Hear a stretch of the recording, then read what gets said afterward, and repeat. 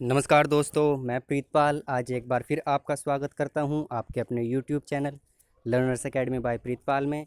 आज हम फिर हाजिर हैं आपके समक्ष पॉलिटिकल साइंस की कक्षा 6 की सीरीज़ का पार्ट 4 लेकर।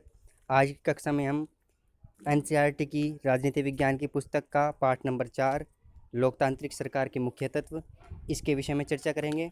चर्चा शुरू करने से पूर्व मैं आपको बता दूँ कि इस पीडीएफ के लिंक डिस्क्रिप्शन में दिया गया है, वहाँ जाकर के आप इस पीडीएफ को डाउनलोड कर सकते हैं। हमारी अन्य वीडियोज़ की प्लेलिस्ट के लिंक भी डिस्क्रिप्शन में है, आप उन वीडियोज़ को भी अवश्य देखें।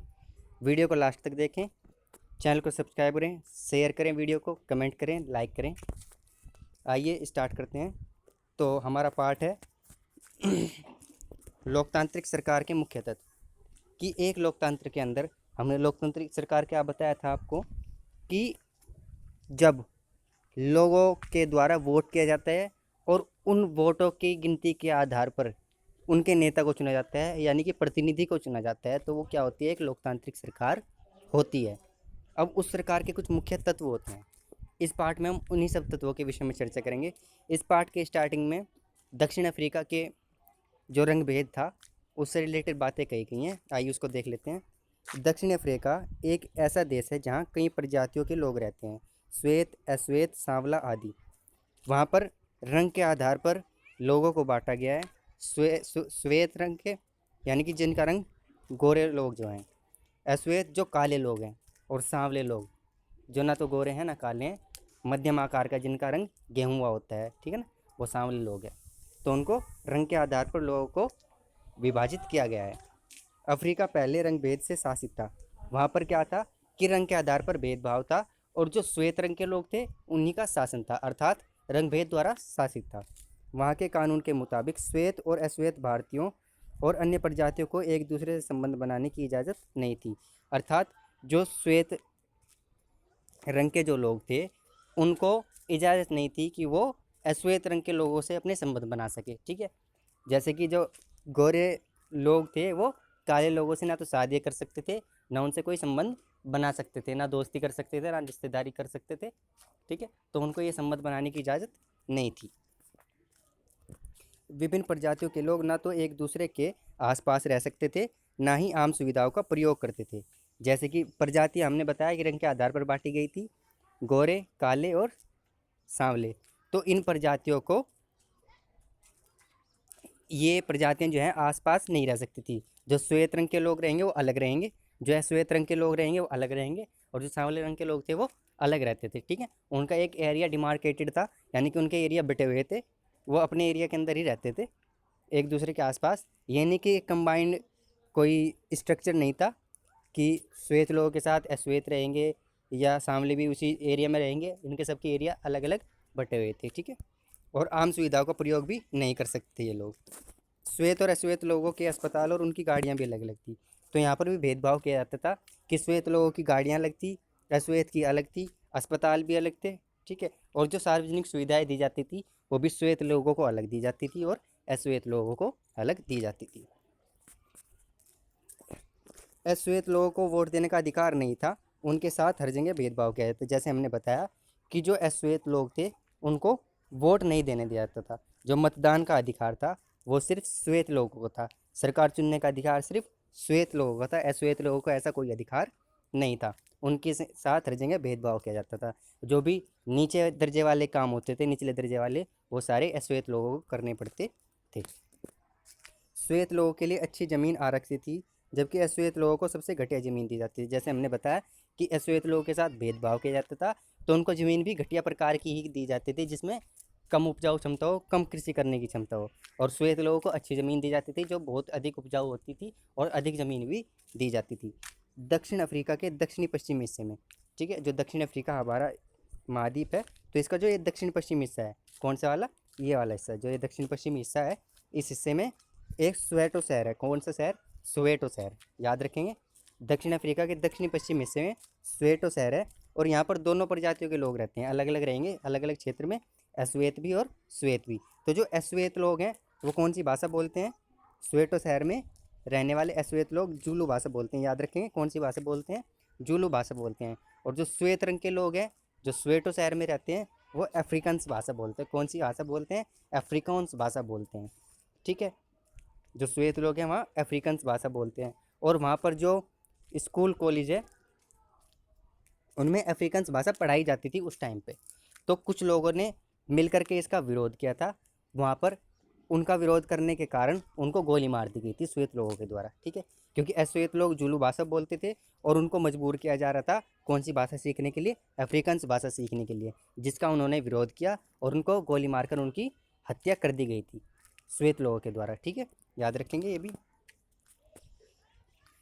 अफ्रीकी राष्ट्रीय कांग्रेस और उसके जाने माने नेता नेल्सन मंडेला।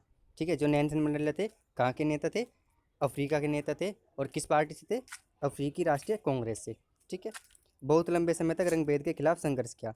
तो उन्होंने, क्योंकि वे श्वेत रंग के व्यक्ति थे, काले व्यक्ति थे जिनका रंग काला था, उन्होंने क्या किया कि उन्होंने जो ये रंगभेद वाली प्रथा थी, जो रंगभेद के आधार पर भेदभाव किया जाता था, उसके खिलाफ उन्होंने संघर्ष किया था। और उनको कब सफलता मिली थी? तो 1994 1994 में उनको इस संघर्ष के लिए सफलता मिली। दक्षिण अफ्रीका एक लोकतांत्रिक देश बना, अब वहाँ सभी बराबर हैं। और 1984 में नेल्सन मंडेला के द्वारा किए गए प्रयासों और अन्य लोगों के द्वारा किए गए प्रयासों के माध्यम से उनको सफलता मिली और आज वहाँ पर रंगभेद पूरी तरह से समाप्त कर दिया गया है। वो एक लोकतांत्रिक देश बन गया है। वहाँ पर सभी को लोकतंत्र में भागीदारी करने का हक है, सभी वोट करते हैं, सभी को सारी एक जैसी सुविधाएं मिलती है, किसी को भी रंग के आधार पर किसी के साथ भी भेदभाव नहीं किया जाता है। अब बात करते हैं भागीदारी कि आप सरकार में किस तरह से भागीदारी कर सकते हैं। सभी सरकारों को एक निश्चित समय के लिए चुना जाता है। ठीक है ना, प्रत्येक लोकतांत्रिक सरकार जो होती है वो एक निश्चित टाइम पीरियड के लिए होती है, एक निश्चित समय काल के लिए होगी वो सरकार, क्योंकि लोगों द्वारा मत देने के बाद चुनी जाती है। तो वो कुछ टाइम पीरियड के लिए होती है, उसके बाद फिर दोबारा से लोग वोट करते हैं और दोबारा से अपने नेता को चुनते हैं। तो ये अलग अलग क्षेत्रों में ये समय सीमा जो होती है वो अलग अलग होती है। जैसे कि भारत में यह अवधि कितनी है? 5 वर्ष की है। भारत में प्रत्येक 5 वर्ष बाद चुनाव होते हैं और लोग वोट दे करके अपना नेता चुनते हैं, अपने प्रतिनिधि को चुनते हैं। सरकार का फिर से सत्ता में बने रहना तभी संभव है जब लोग उसे बार बार चुने। ठीक है, तो जिस प्रकार से हमने आपको बताया कि लोग क्या करेंगे, जो सरकार है वो तभी आएगी जब लोग उनको पसंद करेंगे, लोग उनके लिए वोट करेंगे। एक बार वोटिंग की, एक बार उन्हें अपने प्रतिनिधि को चुन लिया, अगर वही प्रतिनिधि दोबारा से आना है तो उस प्रतिनिधि को दोबारा से ना लेके लोगों को वोट करना अनिवार्य होगा। ठीक है ना, अगर वो लोग चाहें तो वो दोबारा से उसी प्रतिनिधि को अपना नेता चुन सकते हैं, नहीं तो वो किसी अन्य प्रतिनिधि को भी अपना नेता चुन सकते हैं। बार बार चुनाव के समय लोग अपनी ताकत को महसूस करते हैं, क्योंकि लोगों के द्वारा ही अपने प्रतिनिधि को, सरकार को चुना जाता है। तो ये उनकी ताकत होती है कि वो किस प्रतिनिधि को चुने, वो जिसको चाहें उसको चुन सकते हैं।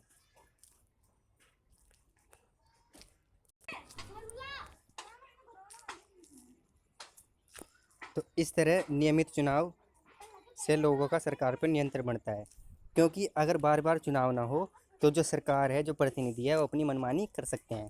तो इसलिए एक समय काल के लिए, निश्चित समय काल के लिए सरकार को चुना जाता है, ताकि सरकार पर लोगों का नियंत्रण बना रहे।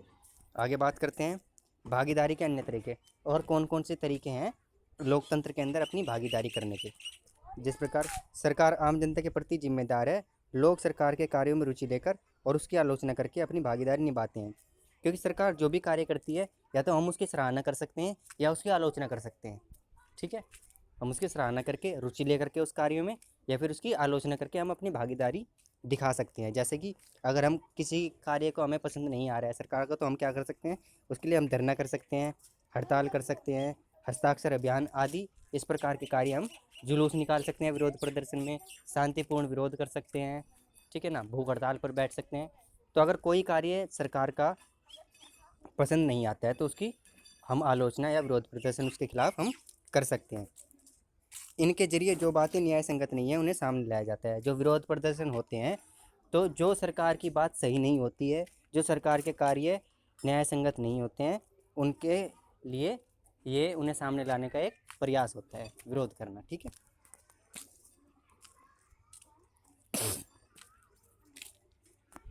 अखबार, पत्रिकाएं, टेलीविज़न जनता से जुड़े मुद्दों और सरकार की जिम्मेदारियों पर चर्चा करने में महत्वपूर्ण भूमिका निभाते हैं। तो जैसे हमने बताया था कि जो अखबार पत्रिकाएं होती हैं या जो टेलीविज़न होता है वो भी जनता के मुद्दों को ला सकते हैं। ठीक है, जनता के प्रति जो जिम्मेदारियां हैं उनकी चर्चा कर सकते हैं। सरकार की जो जिम्मेदारी जनता के प्रति होती है उसको अखबार के माध्यम से, पत्रिकाओं के माध्यम से या टेलीविज़न के माध्यम से, इन सभी माध्यमों से आप बाहर ला सकते हैं और सरकार को उनके दायित्व का वहन करने के लिए बता सकते हैं कि वो अपने दायित्व को किस प्रकार निभाएं। लोकतंत्र लोगों की भागीदारी का मौका देता है, पर यह मौका सभी वर्ग के लोगों को नहीं मिल पाता है। लोकतंत्र लोकतंत्र के अंदर क्या होगा, जैसे हमने पिछले चैप्टर में भी आपको बताया था कि एक सफल लोकतंत्र जब भी होगा जब उसमें प्रत्येक 18 वर्ष से अधिक आयु का जो व्यक्ति होगा वो अपनी मताधिकार का प्रयोग करे, लेकिन ऐसा नहीं हो पाता है। लोकतंत्र में सभी लोगों की भागीदारी सुनिश्चित करनी होती है। ठीक है, लेकिन इसमें भी सभी वर्गों को जो है मौका नहीं मिल पाता है। लोगों के लिए भागीदारी का एक अन्य तरीका यह भी है कि वे आंदोलन करें जो सरकार और उसके काम के तौर तरीकों को चुनौती दे। ठीक है, जैसे हमने बताया कि अगर लोगों को सरकार के कार्य नहीं पसंद आ रहे हैं तो उनके लिए क्या कर सकता है, विरोध प्रदर्शन कर सकते हैं, आंदोलन कर सकते हैं, हड़ताल कर सकते हैं, हस्ताक्षर अभियान कर सकते हैं। ठीक है, ताकि जो सरकार के तौर तरीके हैं, जो सरकार के कार्य करने के तरीके हैं, नियम कानून हैं, उनको आप चुनौती दे सकें। दलितों, आदिवासियों, अल्पसंख्यकों, महिलाओं एवं अन्य लोगों की भागीदारी अक्सर इन आंदोलनों के जरिए ही हो पाती है, क्योंकि जो पिछड़े दबे कुचले लोग होते हैं, जो दलित होते हैं, आदिवासी होते हैं, जिनको अपने हक पूरी तरह से नहीं मिल पाते हैं, तो वो अपने हक प्राप्त करने के लिए आंदोलनों का ही सहारा लेते हैं। अगर देश के लोग सजग हैं और इस बारे में रुचि लेते हैं कि देश कैसे चलाया जाता है तो देश की सरकार का लोकतांत्रिक स्वरूप और भी मजबूत होता है। अगर हम सजग रहेंगे स्वयं, किसी भी लोकतंत्र में रहने, लोकतांत्रिक देश सरकार की जो देश होता है उसके अंदर जो लोग रहेंगे, अगर वो सजग होंगे, वो सरकार के प्रति जवाबदेह होंगे या सरकार उनके प्रति जवाबदेह होगी, और अगर आप उसमें रुचि लेते हैं कि सरकार को कैसे चलाया जाता है, देश को कैसे चलाया जाता है, कौन सा कार्य सही हो रहा है, कौन सा कार्य गलत हो रहा है, गलत हो रहा है तो उसकी आलोचना करनी है, सही हो रहा है तो उसकी सराहना करनी है, उसमें रुचि लेनी है।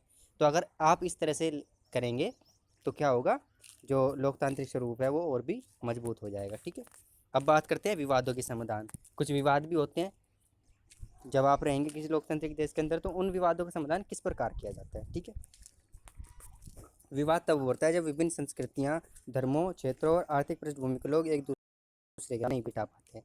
जैसे हमने अभी बताया भी था आपको पहले भी, जब हम पहला चैप्टर या दूसरा चैप्टर पढ़ रहे थे, कि जो विविधता होती है किसके आधार पर, धर्म के आधार पर विविधता, और जी आपके संस्कृतियों के आधार पर विविधता, क्षेत्र विशेष के आधार पर विविधता, आर्थिक पृष्ठभूमि के आधार पर विविधता। तो जब ये विविधता होती हैं और इन विभिन्न विविधताओं के वाले लोग एक साथ रहेंगे, तो अगर वो आपस में तालमेल नहीं बिठा पा रहे हैं तो क्या होता है, भेदभाव आ जाता है। आपस में क्या आ जाता है, उनका भेदभाव आ जाता है। अगर वो तालमेल बिठा के एक साथ रहने लगते हैं तो कोई दिक्कत नहीं होती है, लेकिन अगर वो तालमेल बिठा के एक साथ नहीं रह पाते हैं तो उनके बीच में क्या होता है, भेदभाव हो जाता है। लोग विवाद को ख़त्म करने के लिए हिंसात्मक तरीका भी अपनाते हैं। तो जब उनके बीच में भेदभाव आ जाएगा, जो विवाद होता है, झगड़ा होता है, उसको ख़त्म करने के लिए क्या करते हैं, हिंसात्मक तरीका, ठीक है, लोग वो भी अपनाते हैं, लड़ाई झगड़े करते हैं। इससे लोगों में भय और सुरक्षा की भावना फैलती है। ठीक है, जब दो गुटों के बीच लड़ाई होती है तो जो आसपास के जो समूह होता है उनमें असुरक्षा की भावना या आपकी भय वाली, डर वाली भावना उसमें उत्पन्न हो जाती है। सरकार की यह जिम्मेदारी होती है कि वह विवादों का समाधान करे, जैसे धार्मिक जुलूस निकालते समय हिंसा होने का खतरा होता है। तो जो सरकार होती है उसकी जिम्मेदारी बनती है आपके प्रति कि वह हिंसा ना होने दे, वह विवाद उत्पन्न ना होने दे। जैसे कि अभी इसमें भी जिक्र किया है कि अगर कोई धार्मिक जुलूस निकल रहा है, कोई रैली निकल रही है, किसी प्रकार का कोई रथ यात्रा जा रही है, तो उसका सरकार के प्रति दायित्व होता है कि सरकार उसकी सुरक्षा करे। सरकार को यह सुनिश्चित करना होता है कि वहाँ पर कोई भी लड़ाई झगड़ा या हिंसात्मक प्रदर्शन या हिंसात्मक घटना ना घटे। उस समय पुलिस यह सुनिश्चित करती है कि आपस में टकराव की स्थिति पैदा ना हो, क्योंकि जब एक समूह के लोग, एक संस्कृति वाले लोग जुलूस निकाल लेंगे तो दूसरी संस्कृति वाले लोग, अगर उनके बीच में भेदभाव होगा तो वो क्या करेंगे, वो उसका विरोध करेंगे।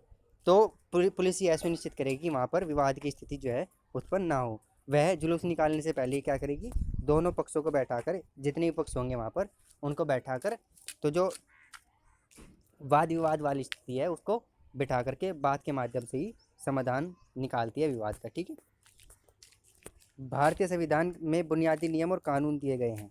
यह कानून सरकार और जनता को मानने पड़ते हैं। इन्हीं कानूनों के आधार पर विवादों का समाधान होता है। तो जो भारतीय संविधान है उसके अंदर कुछ नियम कायदे कानून रखे गए हैं ताकि जो विवादों की स्थितियाँ वो उत्पन्न ना हो।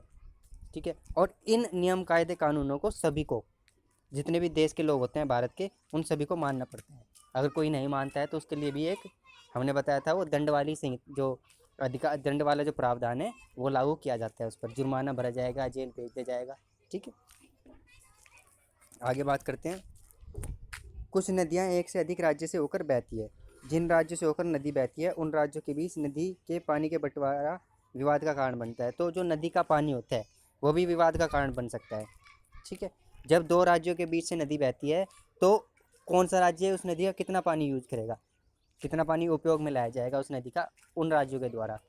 ठीक है, उसके उपयोग के आधार पर उनमें भेदभाव उत्पन्न हो जाता है, विवाद उत्पन्न हो जाता है। जैसे कि जो कावेरी नदी है, ठीक है ना, कर्नाटक और तमिलनाडु के बीच बहती है। कावेरी नदी कहाँ पर बहती है?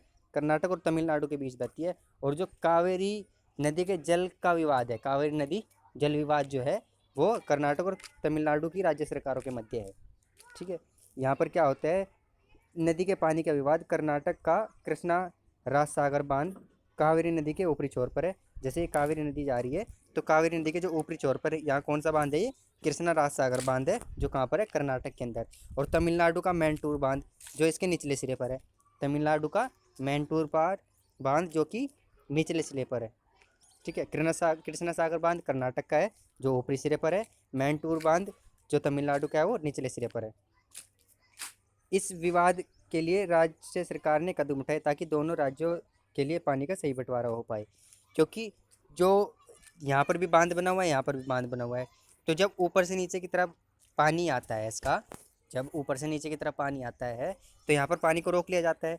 अब जब पानी रोक लिया जाएगा तो आगे कम आएगा, तो इस वजह से इनमें विवाद उत्पन्न हो गया।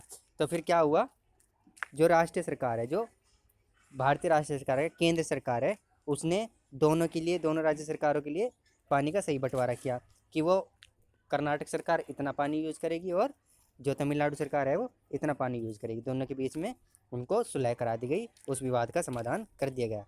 अब बात करते हैं समानता और न्याय की।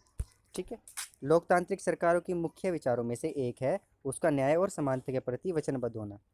ठीक है, एक लोकतंत्र है, लोकतंत्र का सबसे बड़ी विशेषता यही है कि उसमें सबको समानता का अधिकार मिलता है। ठीक है, और जब समानता का अधिकार मिलेगा तो ये जवाबदेही, ये वचनबद्ध होना भी सरकार का ही फर्ज बनता है कि वह कितनी वचनबद्ध है समानता के प्रति। ठीक है, न्याय के प्रति कितनी वचनबद्ध है। ठीक, समानता को एक दूसरे से अलग नहीं किया जा सकता। न्याय और समानता एक ही सिक्के के दो पहलू हैं, इनको आप अलग नहीं कर सकते हैं। अगर आपकी समानता होगी तो न्याय भी जब सही होगा। ठीक है, जब आप किन्हीं भी कोई भी समूह में आप भेदभाव नहीं करेंगे, सबको समान रूप से देखेंगे, तो जब समान रूप से देखेंगे तो आप न्याय भी अच्छी तरीके से करेंगे। तो इन दोनों पहलुओं को आप अलग नहीं कर सकते हैं। न्याय तभी प्राप्त हो सकता है जब सब लोगों के साथ बराबरी का व्यवहार किया जाए। जैसे हमने अभी आपको बताया कि जब सब लोगों को समान रूप से देखा जाएगा, समान समझा जाएगा, तो न्याय भी तभी हो पाएगा। जैसे छुआछूत की प्रथा को समाप्त किया गया और मंदिरों का दरवाज़ा सभी के लिए खोल दिया गया, कि यहाँ पर समान व्यवहार किया गया, सभी को मंदिर के लिए दरवाजे खोल दिए गए, सभी समूहों के लिए कोई भी जा सकता है, और जो छुआछूत वाली प्रथा थी उसको भी समाप्त कर दिया गया। सरकार समानता और न्याय को ध्यान में रखते हुए उन समूहों के लिए विशेष प्रावधान करती है जो समाज में अभी भी बराबरी नहीं माने जा रही हैं। ठीक है, क्योंकि समानता तभी आएगी जब भेदभाव होगा ही नहीं बिल्कुल भी। अगर लोगों के साथ भेदभाव किया जा रहा होगा तो समानता वाली भावना जो है वो उत्पन्न नहीं होगी। ठीक है, तो समानता वाली भावना लाने के लिए अभी भी कुछ ऐसे समाज हैं जो बराबर नहीं है, तो सरकार का ये फर्ज बनता है, ये दायित्व बनता है कि वो उन समूहों के लिए ऐसे कार्य करे ताकि उनमें बराबरी आ जाए। जैसे हमारे समाज में लड़कों और लड़कियों का अभी भी बराबर नहीं माना जाता है, जो गलत और अन्यायपूर्ण है। ठीक है ना, क्योंकि लड़कों और लड़कियों को बराबर नहीं माना जाता है, लड़कों को ज़्यादा अच्छा माना जाता है, श्रेष्ठ माना जाता है, लड़कियों को उनके मुकाबले कम श्रेष्ठ माना जाता है। ठीक है, तो इस बराबरी वाली भावना को लाने के लिए क्या किया जाता है, सरकार को अपने कार्य करने होते हैं ताकि उनमें बराबरी की भावना आ जाए, बराबरी हो जाए। जैसे कि इसे दूर करने के लिए सरकार ने कुछ विशेष प्रावधान किए जिससे लड़कियां आगे बढ़ सके। उदाहरण स्वरूप स्कूल और कॉलेजों में लड़कियों की फ़ीस ख़त्म या कम करना। ठीक है, तो इसके लिए सरकार ने कुछ एक कार्य करे, और वो कार्य क्या क्या किए। लड़कों और लड़कियों में जो भेदभाव था उसको समाप्त करने के लिए सरकार ने यह किया कि जो स्कूल कॉलेज है वहाँ पर या तो लड़कियों की फ़ीस को बिल्कुल ख़त्म कर दिया गया या फिर उनकी फ़ीस को कम कर दिया गया, ताकि लड़कियाँ पढ़ करके और लड़कों के बराबर हो सके। ठीक है, तो आपकी इस वीडियो में इतना ही करेंगे। ये आपकी जो पाठ नंबर 4 था, लोकतांत्रिक सरकार के मुख्य तत्व, ये आपका समाप्त होता है। पाठ नंबर 5 कल की कक्षा में करेंगे, और इस सीरीज़ में कुल 9 पाठ हैं, उनका हम एक एक करके करेंगे।